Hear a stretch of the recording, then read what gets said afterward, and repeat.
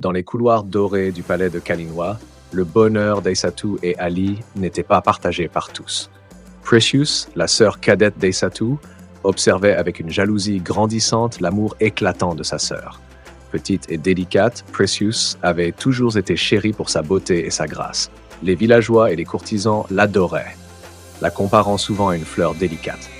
Mais malgré toute cette adulation, Precious se sentait toujours dans l'ombre imposante de sa sœur géante. Precious avait grandi en nourrissant une amertume secrète envers Aïssatou. Elle enviait la force et le courage de sa sœur, des qualités qui semblaient la rendre spéciale malgré sa taille inhabituelle. Lorsque Ali entra dans la vie d'Aïssatou, l'amour et l'admiration qu'il lui portait furent la goutte d'eau qui fit déborder le vase de la jalousie de Precious. Un soir, alors que le palais était endormi, Precious erra dans les jardins, ses pensées tournant autour de sa sœur et de son bonheur apparent. Ses pas la conduisirent à une vieille tour, un endroit qu'elle avait découvert dans son enfance mais qu'elle n'avait jamais vraiment exploré. Poussée par une force intérieure sombre, elle monta les escaliers poussiéreux et entra dans une petite chambre au sommet. Là, au milieu de la pièce, se trouvait un ancien grimoire couvert de toiles d'araignée et de poussière.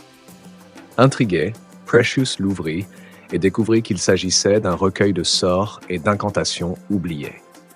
En feuilletant les pages jaunies, elle tomba sur un sort qui promettait de semer la discorde et la souffrance. Son cœur s'assombrit encore plus en lisant les mots du sortilège et une idée sinistre commença à germer dans son esprit. Le lendemain, Precious se rendit dans la forêt à la recherche d'une vieille sorcière que l'on disait capable de réaliser les sorts les plus puissants. Elle trouva la sorcière dans une cabane délabrée, cachée au fond des bois. La sorcière, une vieille femme au regard perçant, écouta attentivement les plans de Precious.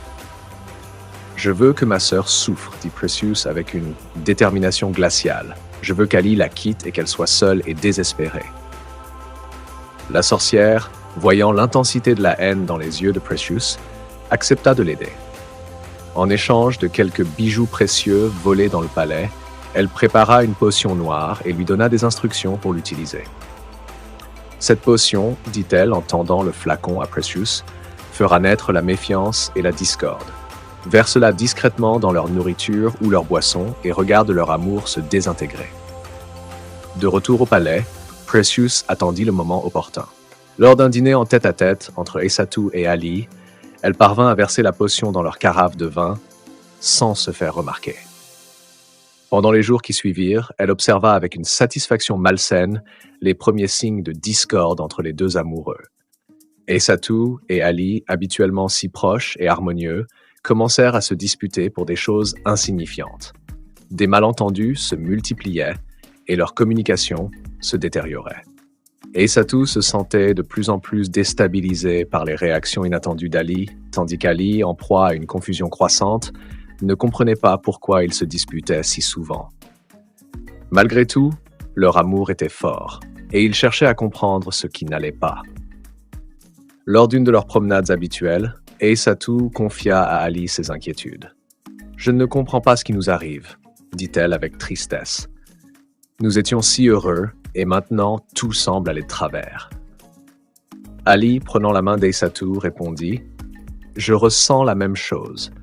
Il y a quelque chose de sombre qui nous affecte, mais je suis certain que ce n'est pas notre faute. Nous devons découvrir ce qui se passe. » Ils décidèrent de consulter la vieille sorcière bienveillante qu'ils avaient rencontrée lors de leurs premières aventures. En entendant leur récit, la sorcière comprit immédiatement ce qui s'était passé. « Vous êtes victime d'un sort de discorde, dit-elle gravement. Quelqu'un vous a empoisonné avec une potion destinée à semer la méfiance entre vous. » Aïssatou, choquée, réalisa que seule Precious aurait pu accomplir un tel acte. Le cœur lourd, elle comprit que sa propre sœur était derrière ce complot. Ali, voyant la détresse d'Aïssatou, la serra dans ses bras et lui jura qu'ils surmonteraient cette épreuve ensemble. Avec l'aide de la sorcière, ils entreprirent de créer un antidote pour neutraliser la potion. La sorcière leur donna des instructions précises et les ingrédients nécessaires pour préparer le remède. Ensemble, ils retournèrent au palais et, sous le couvert de la nuit, préparèrent et consommèrent l'antidote. L'effet fut presque immédiat. Le brouillard de méfiance et de discorde se dissipa, et Aïssatou et Ali retrouvèrent la clarté et l'harmonie de leur amour. Ils décidèrent de confronter Precious non pas avec colère, mais avec une volonté de comprendre et peut-être de pardonner. Aïssatou trouva sa sœur dans sa chambre, les yeux remplis de larmes de regret. « Pourquoi as-tu fait cela, Precious ?» demanda-t-elle doucement. Precious, brisé par le poids de ses actions, répondit en sanglotant « Je ne pouvais pas supporter de te voir heureuse alors que je me sentais si seule et insignifiante. » Aïssatou, les yeux pleins de compassion, prit la main de sa sœur. « Nous avons tous nos propres batailles à mener, Precious. » Et ces épreuves ensemble sortirent de cette aventure plus unis et déterminés que jamais. Leur amour, testé par les forces obscures, avait triomphé, devenant un symbole de lumière et d'espoir pour tout le royaume.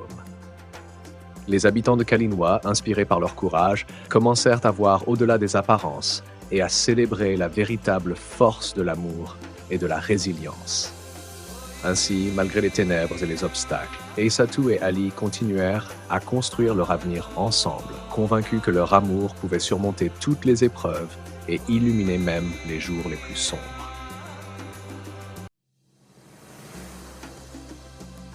La paix retrouvée entre Aïssatou et Ali ne dura pas longtemps. Bien que Precious ait promis de changer, elle n'était pas la seule menace pour leur bonheur. Les forces obscures invoquées par Precious avaient laissé une empreinte dans le royaume de Kalinois, une énergie sombre et maléfique qui ne s'estomperait pas si facilement. Une nuit, alors que la lune était haute et que le palais dormait paisiblement, des ombres furtives commencèrent à se mouvoir dans les recoins les plus sombres du royaume. Des murmures inaudibles se propagèrent dans l'air, porteurs de sinistres présages. Ces forces obscures, invoquées par les esprits maléfiques que Precious avait inconsciemment libérés, cherchaient maintenant à répandre le chaos et la destruction. Le lendemain, Aïssatou et Ali se rendirent compte que quelque chose n'allait pas. La forêt qui entourait le royaume, d'habitude si paisible et accueillante, semblait hostile et menaçante. Les animaux, autrefois amicaux, étaient nerveux et agités. Les arbres eux-mêmes semblaient ployés sous une ombre invisible. La sorcière bienveillante, leur fidèle alliée, vint les trouver avec des nouvelles troublantes. « Les forces obscures sont en mouvement », dit-elle d'une voix grave. Les esprits maléfiques invoqués par Precious ne se sont pas contentés de semer la discorde. Ils cherchent à étendre leur influence et à plonger le royaume dans les ténèbres. Il nous faut agir rapidement. Ali, déterminé, serra la main d'Aïssatou. « Nous devons protéger notre royaume et notre amour », dit-il avec une résolution inébranlable. « Nous ne pouvons pas laisser ces forces obscures triompher. » La sorcière leur expliqua qu'ils devaient entreprendre une quête pour trouver 3 artefacts magiques dispersés dans le royaume.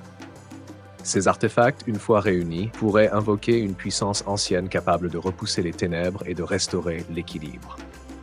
Mais cette quête ne serait pas facile, car chaque artefact était gardé par des créatures terrifiantes et protégé par des enchantements complexes.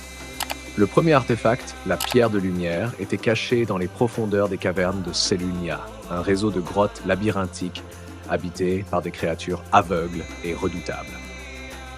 Le second, le sceptre de la vérité, reposait dans la tour interdite du mage noir Malakar, un être maléfique qui avait autrefois tenté de s'emparer du trône de Kalinois. Le troisième, le bouclier des âmes, était gardé par un dragon millénaire au cœur de la montagne de feu.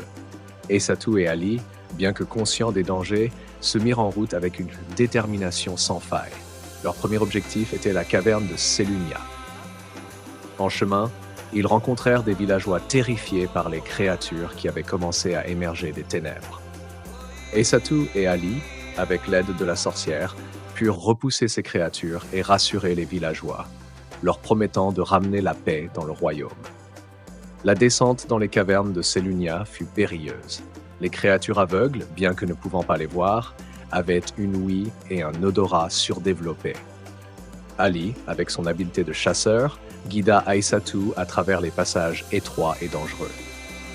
Ils durent faire preuve de silence et de prudence, utilisant les rares sources de lumière naturelle pour progresser sans attirer l'attention. Au cœur des cavernes, ils trouvèrent finalement la pierre de lumière, une gemme éclatante posée sur un autel ancien. Mais avant qu'ils ne puissent la prendre, ils furent attaqués par une créature massive, un gardien de pierre aux yeux incandescents. Aissatou et Ali se battirent avec courage et détermination, utilisant leur intelligence et leurs compétences pour vaincre le gardien. Aissatou, avec sa force prodigieuse, réussit à déstabiliser la créature, permettant à Ali de frapper le coup final. La pierre de lumière en leur possession, ils se dirigèrent ensuite vers la tour interdite de Malakar. La tour était entourée d'une aura maléfique et des illusions trompeuses rendaient l'approche périlleuse. Avec l'aide de la sorcière, ils purent voir au-delà des illusions et pénétrer dans la tour. À l'intérieur, ils durent affronter des pièges magiques et des serviteurs du mage noir, des créatures d'ombre qui se mouvaient silencieusement dans les couloirs obscurs. Au sommet de la tour, ils trouvèrent Malakar lui-même, un être sinistre au pouvoir immense. Une bataille épique s'engagea, Malakar utilisant sa magie pour tenter de les subjuguer. Aissatou, avec son esprit clairvoyant, put résister aux illusions de Malakar, tandis qu'Ali, avec sa bravoure et son adresse, combattait les créatures d'ombre.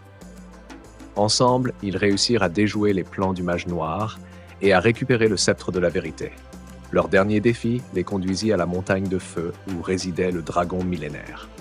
Le chemin jusqu'à la montagne fut semé d'embûches, les forces obscures tentant de les arrêter à chaque tournant. Arrivés au cœur de la montagne, ils firent face au dragon, une créature majestueuse aux écailles rouges comme le feu. Le dragon, bien que redoutable, respecta leur courage et leur détermination. Après une épreuve de bravoure où ils durent prouver leur valeur, le dragon leur remit le bouclier des âmes. Avec les 3 artefacts réunis, Aissatou et Ali retournèrent au palais. La sorcière les aida à invoquer l'ancienne puissance, une force de lumière pure qui repoussa les ténèbres et restaura l'équilibre dans le royaume. Les forces obscures furent bannies, et la paix revint.